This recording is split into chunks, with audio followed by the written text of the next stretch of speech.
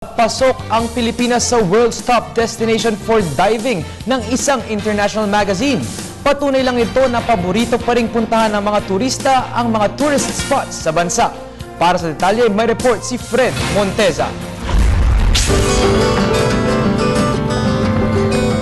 Muli na namang umariba ang Pilipinas dahil sa angking ganda nito. Sa ikalawang pagkakataon, muling inihanay ang Pilipinas sa World's Top Destinations for Diving sa Top 100 Reader's Choice Awards Diving Magazine.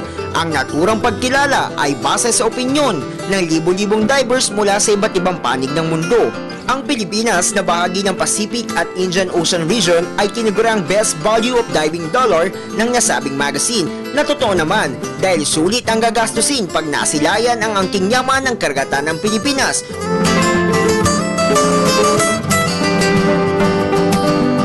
Mula sa iba't ibang uri ng isdang masisilayan, matatagpuan din sa bansa ang magagandang karagatan na mayaman sa coral reefs at ang malusog na marine biodiversity nito.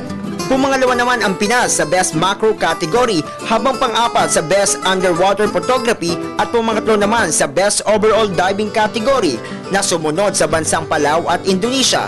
Talaga namang sa angking yaman ng kadikasan ng bansa, walang duda na ang Pilipinas ay isa sa mga nangunguna. Para sa Telebisyon ng Bayan, Fred Monteza.